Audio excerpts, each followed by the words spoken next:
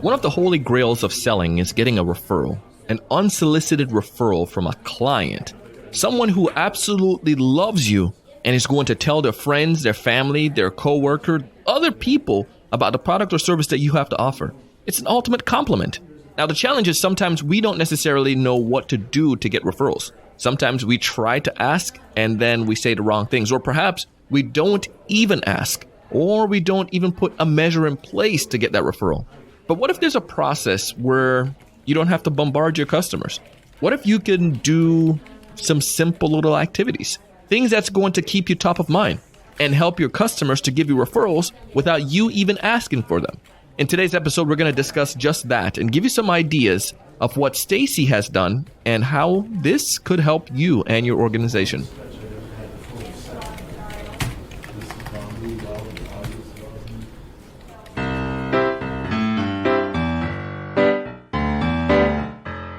This episode is brought to you in part by mailtag.io.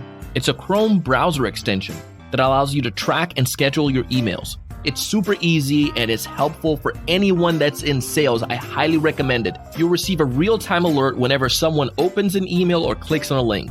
To find more information, go to mailtag.io. This episode is also brought to you in part by TSE Certified Sales Training Program.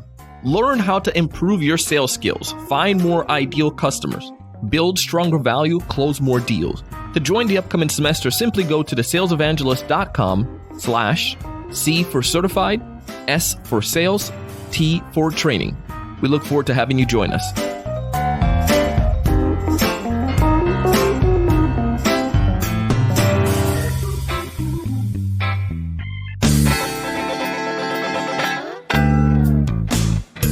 Hey, everyone. Welcome to another great episode of the Sales Evangelist Podcast. I'm your host, Donald Kelly, the Sales Evangelist, and I'm so excited for another great episode. I'm so excited to be here with you today. And something that's near and dear to my heart is the idea of prospecting. More so than prospecting is the concept of getting amazing referrals given to you by your customers, your clients, people who absolutely love you. And on today's episode, Stacey Brown Randall is a 3-time entrepreneur, author of Generating Business Referrals Without Asking. I know, right? Mind blowing. That'll be amazing. So she's going to give us this idea. I mean, for me, I was skeptical at first. I'm not going to lie.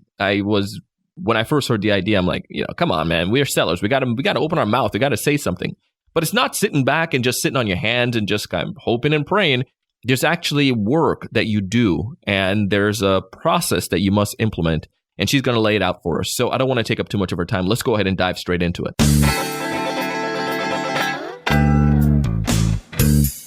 Welcome to the show, Stacey. Thank you so much for having me. I'm glad to be here. No, I am stoked to chat with you today as we go along with this theme of showing clients some love. One of the things that we know is when you do that, when you bring value to customers, a natural byproduct is you'll get opportunities for referrals. So I'm looking forward to talking to you about that, of how we can generate referrals without asking. But before we dive into all that fun stuff there, why don't you tell us a little bit more about you and what you do, Stacey? Absolutely. So I help small business owners and solopreneurs generate referrals without asking. I believe that if you are asking for referrals, then you're doing it wrong. And I think that's very different from most of the advice that is out there. So I typically call it a contrarian to the advice that is out there in the sales land about how to generate referrals. So I love sharing this topic because I think it actually brings the idea of referrals to people who before thought either I have to ask, and if I don't want to ask, I don't get them, or they're sporadic and inconsistent, and I can't actually receive referrals on a consistent basis. So I love dispelling those myths and bringing this message to people so that they understand, no, you actually can get referrals. You deserve them. You're just not owed them. So we have a little bit of work to do. Why are you such a strong believer in the concept of referrals? I'm sure it sounds like there's a story back there somewhere. You're very good. Yes, there absolutely is. So I didn't ever think, in my journey of becoming a business owner or prior when I worked in my corporate America jobs, I never thought that one day I'd be training people on how to generate referrals without asking. That wasn't really in the plan, so to speak. I mean, if you asked me what I was going to be when I graduated from college, I would have told you, well, somebody has to replace Katie Couric and it might as well be me. So I am definitely on a different path. But when I when I think back to some of the biggest lessons that I learned after my first business failed, one thing that I realized was that as a business owner, you have to figure out how to touch business development every day. And it's really important, not just the ways that you're going to touch business development, but the ways in which you're willing to do it, meaning you're actually willing to get up every day and touch your sales process and go after prospects and bring in new clients. And I think for a lot of people, you've got to figure out ways that you're willing to do it because there's lots of ways that will work. I mean, there's tons of things that you can do to bring in clients, to bring in prospects to your pipeline. But at the end of the day, they've got to be the ones you're willing to do day in and day out, year in and year out. And so when my first business failed and I looked back and I was like, okay, what went wrong? I mean, there were more than just one thing that went wrong. But when I look back, I was like, okay, what went wrong? One thing I realized was that very important lesson is I never figured out how to fill my pipeline in a way that would work for me consistently, that I was actually willing to do. And so I did some research and I realized that, hey, referrals are this really amazing way to bring in clients, and they're quicker to close, and they value you already and trust you before ever meeting you, and they're less price sensitive, and everything about referrals is just better. And I realized, did I get any in my first business? And I looked back and I didn't. I had big name clients like KPMG, Snyder's Lance, Ally Bank. Like I had big name clients with my first business. It was an HR consulting firm. And when I looked forward and I was like, oh my gosh, I didn't actually receive any referrals except for one that came 2 years after I had shut that business down. And I just decided, starting my second business, I'm going to figure out the referral piece. And all the advice said, all right, great. You want referrals? Go ask for them. And I was like, oh, it feels like a cousin to a cold call and I don't want to do it. And so I really had a sheer necessity to have a second business be successful, but also generate business and clients in a way that I'm willing to do day in and day out. I just decided I'm going to figure out how to get referrals without asking. And that's what I ended up doing and was really successful for myself and doing it for a number of years now. And about in that last 4 or 5 years, I've been teaching other people how to do it as well. What goes wrong? You mentioned that it was like a kin or a cousin to a cold call, to get referrals. What are some of the things that what people do wrong when they quote unquote ask for referrals? So when you fundamentally think about why a referral happens, the most important thing we have to recognize, it's not about us. And asking for a referral or making it part of our marketing plan and making it all promotionally and gimmicky, that those two things are making referrals about us. And I think that's ultimately what I uncovered with the work that I did, not only for my own business, but for my early on clients as well, is recognizing that we really have actually 3 buckets within our sales process. And it is our prospecting activities, our marketing activities, and the third bucket is actually our referral activities, meaning what we do to generate referrals looks different than what we do activity-based when it comes to prospecting and marketing, but also the mindset is different. When I'm in prospecting mentality, I'm looking for someone to say yes in the next 30 days. Maybe I want to meet you at a networking event and I want to have a meeting with you after and you to say yes. Marketing, I know it's a little bit more long-term, but I'm still like, there's always an ultimate mindset and then activities that make up those different buckets. And referrals is just different because it's the quicker to close kind of mentality of the prospecting, of like going after and making it happen. That doesn't exist in referrals, not in the way that they're meant to happen and not in the way they happen to where you can actually close them easily and quickly as a new client. And so we have to apply not only different activities, but we have to apply a different mindset to it. And that's the first thing that I see that people do wrong is that they think about referral generation like it's part of their prospecting plan. And so they ask because that's how we make it quickly happen, right? Or they think about it from their marketing plan, which means they then make it promotional and gimmicky. I see what you're saying there. So it loses that savor in its sense. All right. So you got some salespeople on the edge of their seat now. They're listening. They're like, okay, you should give some good points. Now, I want to learn this concept. What is the first thing that we need to know if we want to start generating referrals without asking?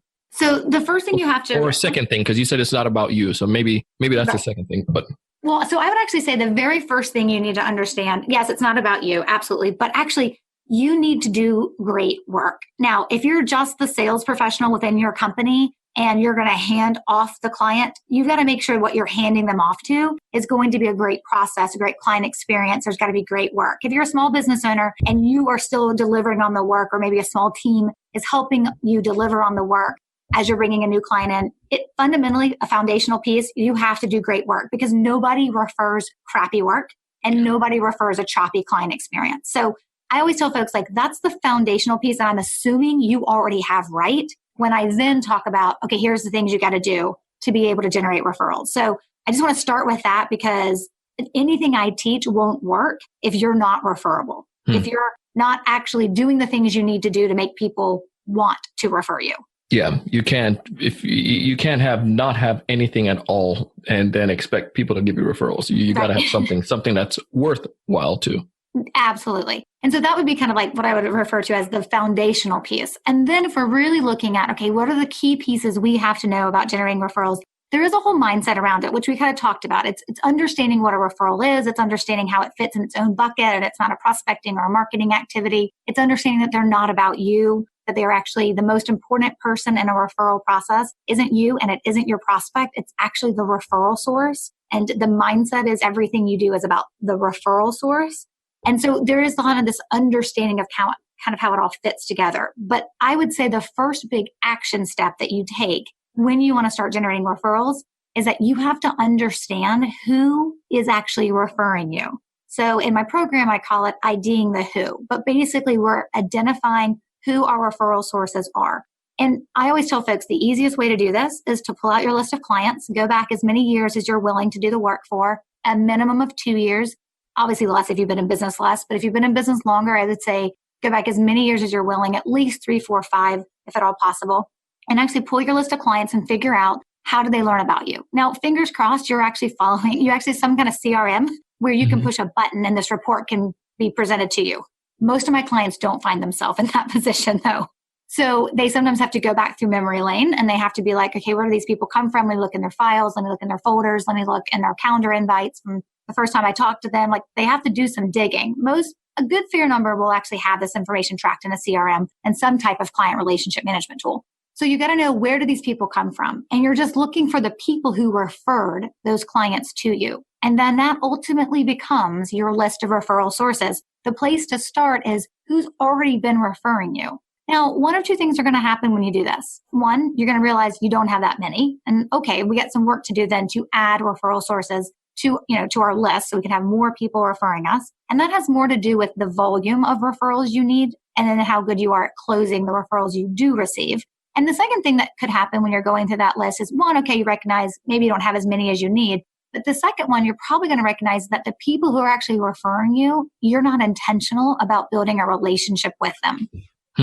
Because the data doesn't lie. And typically we only remember anecdotally the last few referrals we've received. And that's who we then decide to take care of when I need you looking back the last couple of years and figuring out, okay, what are you doing to take care of your referral sources? Interesting. I'm glad you bring that up. And, what are you doing to take care of it? I think I was listening to something earlier, a book that I'm going through, and it talks a lot how sometimes salespeople, we're just kind of like the one-time excitement at the very beginning. And then we run to the next thing and don't necessarily build that relationship that we need to, or that connection, or, the follow through. We're just so big on the sale that we don't care so much about at times, or it may seem like it as a buyers, the rest of it, like what happens after that sale. Am I making sense on that?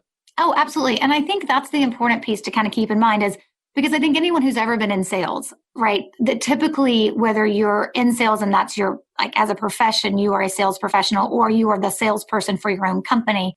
I think when you are looking at that, there is a level of the hunt, right? And there is a level of the winning. I was going to say kill, but I know that doesn't sound great. But the close, let's just use that language. There is a level of motivation of my mom was an incredible salesperson. And so when she talks about it, I mean, she's retired now, but when she would talk about it, there is something to be said about that motivation and that thrill of closing that new account. And so definitely I think that as salespeople, you can become almost addicted to that feeling. And so it leads us to go to the next thing. And we also know that's how we get paid. Right? Yeah. I mean, moving from one to the other is actually, particularly if you're on commission. And if you own your own business, you're on commission too. 24/7. Right, exactly. And so it's that idea of getting to that next potential client, that next potential win, that next motivational kind of thrill of the win, right? And so I think that what we don't recognize is that that's actually a lot of work. Oh, yeah. Constantly moving and looking for that next potential win and seeking that next thrill. When I realized that I could sit back and do a few things that I enjoyed doing that worked for who I was as a person. My program's really built about you being authentic to who you are but it is also all about the referral sources. So when I realized I could sit back and do some things I really enjoyed, which is still work, but I could do some things I really enjoyed and then do it for people that knew it was coming from a place of being truly authentic and genuinely caring about them because they were making my life easier and then taking care of them and then watching them drop clients into my lap. I was like, yeah, I don't ever want to feel like I have to chase after anything ever again. I want to actually sit back and do the right type of work at the right time for the right people in the right way, and then have them fill up my pipeline for me because you save, oh my goodness, so much time and ultimately so much money. But I think for some people, that saving of time is actually more valuable than the money you're going to save.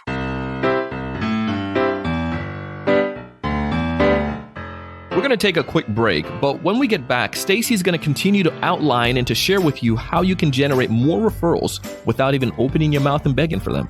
You're listening to the Sales Evangelist podcast, and I'm your host, Donald Kelly, the Sales Evangelist. If you haven't taken a time to improve your email skills, listen to me. You need to do it today. Use tools that's going to help you.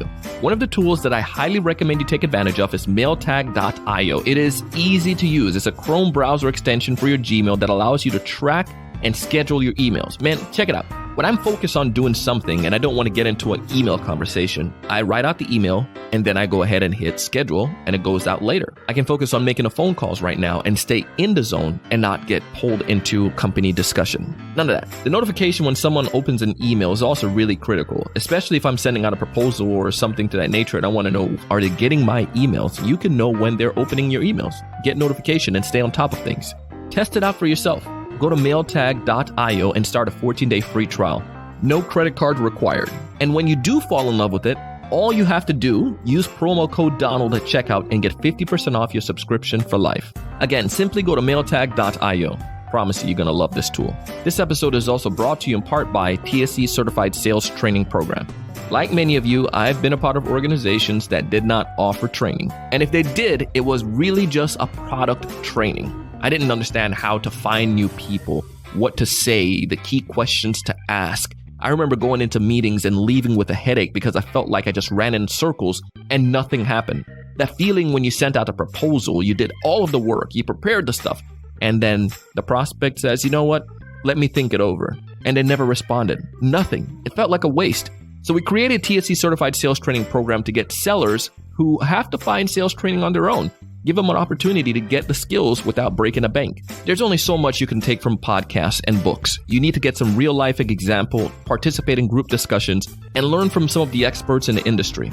If you want to take advantage of improving your skills, join us. Our next semester begins in March. It's TSE Certified Sales Training Program. You can find a link in the show notes or go to thesalesevangelist.com/CST. C for certified, S for sales, T for training.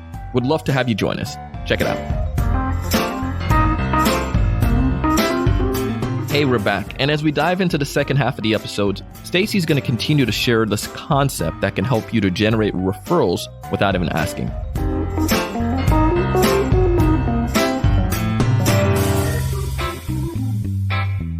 So let's say, let's say we're listening to this show and we're thinking about it from the standpoint like, yeah, I'm doing the great work. Clients, they get busy and sometimes they don't think about the fact of, that I'm going to refer someone to Donald. How do we go about that portion or that part where clients their life gets busy and they probably just don't think about it? So here's the thing, Donald, nobody's thinking about it. Mm-hmm. Like nobody is. Like no one woke up today and said, I wonder how many referrals I can send to Donald. Yeah. Nobody woke up today and said, I wonder if I can refer Stacey. Right? Wouldn't that be amazing if they did? To be honest with you, Donald, nobody in my household woke up today and thought, how can I make mom or my wife's life easier? Right? Nobody thinks like that. We wake up and we think about ourselves. Unfortunately, that's just a little piece of who we are. And so you have to understand that nobody's thinking about you in that way and nobody's thinking about how they can refer you. So your job is to make sure that you are doing what I call, and what we kind of outline on our program, my program is, we want to do this outreach to our referral sources that allows us to be memorable and meaningful. I call it minding your M&Ms, being memorable and meaningful. so that you are moving and you're using the right referral seed planting language so that you're able to move into their subconsciousness so that they think about you more often than they plan to, only because they have this sense of you taking care of them. And some of that is when you take care of people, they naturally want to take care of you back, right? When somebody asks you, how are you doing? The typical response and how we're designed is to say, great, thank you. How are you doing? Right? Like there's a give and take in most relationships. I mean, not everybody. Some people are just takers, but a lot of people give and take. And so what we want to do for our referral sources is we want to be the person who is constantly giving to them so that they are thinking about us in a different way. And when opportunities present themselves, or in some cases, they start looking for them, right? Not every day, but they start looking for them. When an opportunity arises, we want them thinking about us in terms of that we're the person who can help solve somebody else's problem that you may know about. So it's all about how we take care of them and how we plant referral seeds that moves us into their subconsciousness so that they're more likely to refer us. What are some things that you do specifically to plant those seeds? Or maybe if any stories of stuff that you've done when you first started doing this on your own that made big impacts? Yeah, so I'll give you two examples. So okay. I think it's important because I use language like we've got to do memorable and meaningful outreach. So let me give you a concrete example of what that looks like. And then I talked about planting referral seeds. And so let me give you an example of that too, because I think if not, then those two concepts sound very obtuse to your audience, right? Yeah. And they're like, okay, great. Not quite sure what she's talking about. And then you start to wonder, is this all just voodoo and magic? And it is not. All right. So a concrete example. So this is something I did early on. I think when you know who your referral sources are, and then you're focused on doing something for them, you start to notice and develop patterns about your referral sources. So before I moved into, teaching people how to generate referrals without asking through my online programs and my VIP one-on-one program, before I moved into doing that, I was a business and productivity coach. I traded dollars for hours and I had clients all across the country. And we would get on the phone twice a month for an hour and I would be their coach. And I would do that. They typically sign up for a year, 2 years, 3 years, whatever it was. And that's the business that I built with my referral generation process without asking. And so when I was I don't remember if I was like how many years in I was with this, but when I noticed these patterns of my referral sources, I realized my niche of my clients happened to be working parents. I actually specialize in my coaching practice in business owners that were also parents. It's the life I have 3 kids under the age of 11. So it's my world as well as it is their world. And I came off a business failure, which I thought makes me very uniquely prepared to see it in other people. And so when I noticed that my clients, a lot of them were, obviously the majority of them were small business owners who were also parents. I recognized that my referral sources were too. A lot of them were working parents, not all small business owners, but a lot of them were parents. So early on, one of the most powerful touch points that I ever did was I started recognizing, and in my program, I call this off-guard holidays. So you don't have to do things around holidays, but sometimes you can be clever, which when you're clever allows you to be memorable and meaningful. And so I recognized Mother's Day and Father's Day for my referral sources. And so for Mother's Day, a couple of years ago, I sent a Wonder Woman water bottle. This is before the movie came out, right? This is before Wonder Woman actually became back in vogue, okay? I am a trendsetter. I've never been a trendsetter, but in this case, I was. And so I sent a Wonder Woman water bottle to all my top referral sources. And on it, there was a card, and it just said, "Never forget you are a hero. Happy Mother's Day, Stacey." Now, in that particular card, I'm actually not planting any referral seed language. So I'm going to give you a different example in a minute.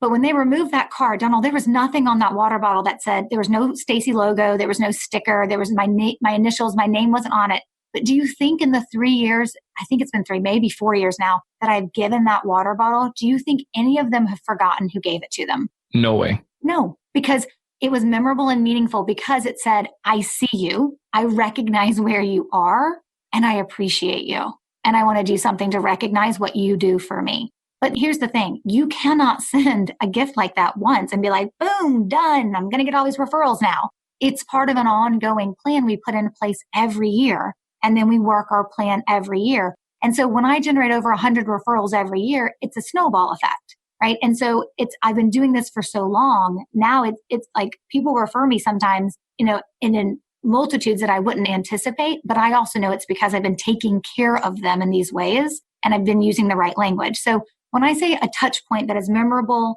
and meaningful, that's all about them, there's not my logo on it. It's not about me. It isn't letting you know I've got a discount on some training. It is all about them, which is why it sits in a different bucket from prospecting and marketing. Gotcha. I see what you're saying with that. I love that example. It's staying top of mind. It's staying, because here's the thing too. It's like a friend. I receive sometimes referrals from friends and, people who know what I do because I communicate with them all the time. It's not, I think it's, go back to the word genuine. It's not like you said, with a prospecting strategy, it's more of, I have to do this, so I'm going to do it, as opposed to a genuine friendship, relationship, partnership or whatnot. Here is something I was thinking about you. Now, as a natural byproduct, they're going to think about you, right? They will always think about you back once you've thought about them first. Yeah. Most people will, right. And there's some platinum principles that we build our touch points or outreach to our referral sources around. But platinum principle number 1 is anything you do has to be all about them. It's not about you. We're not looking for the easy button. There's a whole module in the course which talks about automation and systemization because you need a process to follow. Your referral sources definitely need an experience. Like they need these touch points that, kind of accumulate into feeling like they're getting this experience from you. They don't articulate it that way, but that's how they feel. And so, but at the end of the day, you need a process, right, that you can actually follow. So there is some automation and delegation when we can, but you still got to sit down. You got to know who we're doing this for. And we got to make sure we're being memorable and meaningful and top of mind for them. And it's all about them. It's not about you. And it's not about the easy button that you can find. Dude, I'm just loving that. You mentioned that there's another example that you had. Yes. So let's talk about planting referral seeds. Yeah. So there's typically a formula that we look at when we're trying to plant referral seeds. Obviously, the most obvious one is the use of the word referral when you're talking to them, but not the, hey, how many more referrals can you send me? Not the language. That's bad, right? We don't do that. The right kind of language that we want to plant, right, is when somebody refers you someone, right? So when somebody's sends you someone, Donald, the first thing I want you to do is I want you to send them a handwritten thank you note. I don't even care how bad your handwriting is. You're going to write slower so it's legible, right? I want you to send a handwritten thank you note. And in that thank you note, I want you to, what we call in the program, thank by name, which is saying, Stacey, thank you so much for referring Sally to me, right? So it's that idea of using a who did I refer and reminding me that I referred. And so there are dozens and dozens of ways to weave this into the scripts or the language of those touch points that we end up doing. But it's the easier ways that I sometimes think that people overlook. Like, how simple is it for you to write a thank you note that says, thank you for referring me, and then the person's name? But what it does is, first of all, it's a thank you note. So I'm going to notice it because it has more impact on me because it's so valuable because I know you took time to write it. An email, a text message, they take no time. Yeah. But a handwritten thank you note in your handwriting, not that you hand it off to a third-party robot app, right? Yeah. means something. And so I'm going to notice it. And most handwritten notes for some period of time are kept. So if I pick it up 30 days from now to move it, right, or to put it somewhere else and I reread it, you're reminding me again 30 days, 60 days, 90 days later, a year later, whatever, what I did. And you're saying, thank you for the referral. Now, the thank by name is the easiest one because if you receive a referral, you can automatically do it. There are so many other ways to plant referral seeds. So let me just, if we've got time, let me just give one more example. Oh yeah, we're going to do it. This is great. Okay. Keep going. Perfect. So and I'm going to totally put you on the spot. So let's do it. You get mad at me, just say that off air. Okay. So Donald, when you're at a networking event, right? You're at one of those one-on-one, face-to-face networking events, you're having a conversation with someone. There is one question that you are asked at the beginning of almost every single conversation, which is, hey, Donald, how's business? Yeah. Right. I mean, how many times you can't even sit down and talk to your family without getting that conversation, right? No. How's business? So without knowing anything that we've talked about today or knowing anything about me, what is most people's or yours, or most people's typical response to the question, how's business? Oh man, it's going good. It's going good. Yeah, it's going great. It's fine. It's good. It's growing. It's busy. And maybe if we're being totally honest, sometimes we're like, yeah, it could be better. Right. Yeah. But the truth is we answer with okay responses. There's fundamentally nothing wrong with you saying, oh, it's going great. It's so busy, right? We're growing like crazy. There's nothing wrong with you saying that. Yeah. But how different would it be for that one person if you planted a referral seed with them? Now, here's my disclaimer. When we plant referral seeds, we don't always fall on the right type of soil. So you're going to say this at a networking event. You may not even have a relationship with that person. It may go no further than this. But if you consistently do it, you'll find the people where it triggers something in them to think about you differently, because your response should be, right? If you were to say, hey, Stacey, how's business? My response should be, Donald, thank you so much for asking. I just onboarded 3 new clients last week and they were all referred to me. I love receiving referrals because it tells me that I'm doing something right in my business. Ooh, I like that. Right? And maybe you didn't onboard 3 clients last week, so don't say it because we can't lie. Lying is bad, right? But maybe when you look back over the year, you brought in a handful of people by referrals. So you then say, hey, thanks so much for asking. I was looking back over my year and I've got these clients that I brought in by referral this year. And it's such an amazing feeling to receive referrals, to receive clients that have been referred to you, that trust you and want to do business with you, right? You can change the language so it works for you and so that you're not lying. But it's an easy way to plant a referral seed. So I tell folks you can plant referral seeds during the buyer's journey. And that's one of those seeds that you can plant right now. It's like when you're having a conversation with someone at a networking event, they're not buying you. So I'm not saying they're in your buyer's journey, but it's kind of like that beginning point, right? Of, hey, if I say this to enough people, someone's going to ask a question. Someone's going to say, hey, what are you doing to get those referrals? Now we've got a conversation. Now they think about you in referrals. Some people will look at you and be like, oh, good job. Great. And then they will just wait for you to talk to them about themselves. Right? Yeah. Ask me about me. Right. It's my turn. Right. But a lot of times with the right type of person, and here's the thing, even of your clients, we only aim for the 30% that will actually refer you. So out there in your network, it's going to be even less. So we're not trying to say this and we think, oh, I'm going to get a referral tomorrow because I just used this language with Donald. Nope. Not if Donald doesn't know you, right? But you're starting to plant the seeds. You're starting to be thought of in that way. And it's a consistent thing that builds on itself. And then if that person does ever refer you, then they get the referral language and the thank by name card. And then they go into your referral generating plan, which is the touch points that you're going to do consistently throughout a year. And they're going to get the language specific to those touch points as well. And then as they keep referring you, right, they're going to keep hearing the language and keep getting taken care of to the point where we're about to create a habit in them for how they behave when it comes to us. And that habit we want to form is referrals. Love it.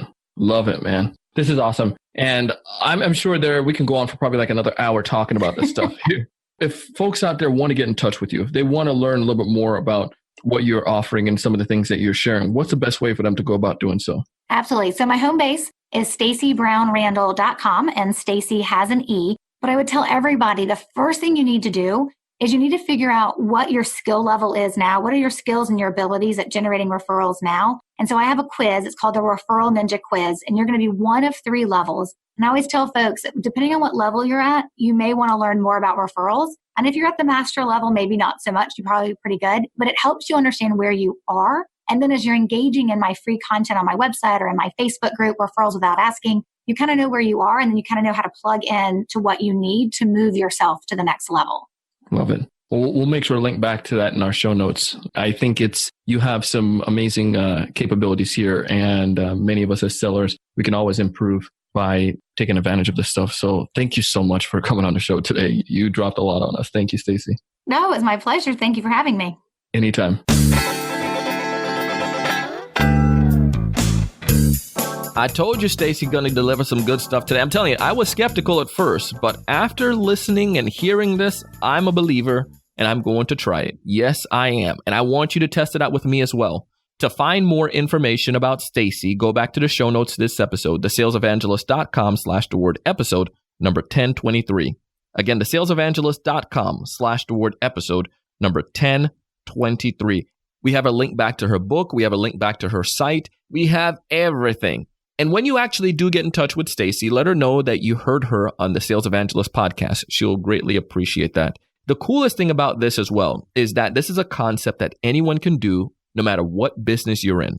Highly recommend it. I also encourage you to check out mailtag.io. Use tools that's going to help you to improve your skills. And this tool is absolutely amazing. You get the 14-day free trial without putting a credit card number in at all. However, when you do fall in love with it, which you will, you're going to use promo code Donald at checkout and get 50% off your subscription for life. Absolutely amazing. Just because you're a member of the TSE community, you get this wonderful opportunity. Go back into the show notes or go to mailtag.io. I also want you guys to check out TSE Certified Sales Training Program. We've been working hard on this bad boy, and we're in beta launch right now. We have a group, and it's fantastic. We just started. But the full launch of the new semester, the first opening door will begin in March, and I would love to have you guys enroll. Check it out. If your team needs a little bit of help, if you need a little bit more guidance, go for it. Apply. Would love to have you guys join us. As always, I share this stuff because I want to help you. I want you to find more ideal customers. I want you to build strong value in your conversations. I want you to know what to say. I want you to know how to present. I want you to know how to close the deal effectively. But most importantly, I want to challenge you each and every single day to go out and do big things. Stay tuned for a scene from our next episode. If you put in the time, all the way at the top of the funnel or even before the top of the funnel, when it comes time to run the meetings, all the best meetings and our best clients, the need is so real, and we've done a good job positioning ourselves to sell to them that once the meeting happens, it just makes sense for all parties, and we're signing people on within a week or two.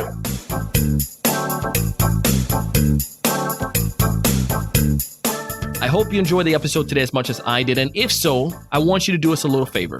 Go on Apple Podcasts, Google Podcasts, Stitcher, or wherever you enjoy fine podcasts, and leave us a rating and review. It would be greatly appreciated.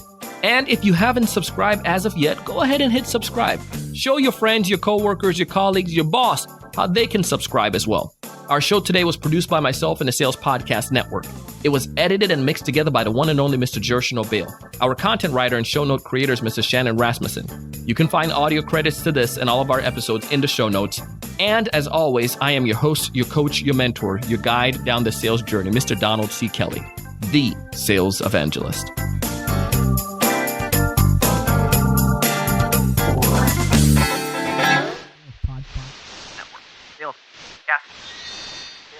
Sales Podcast Network.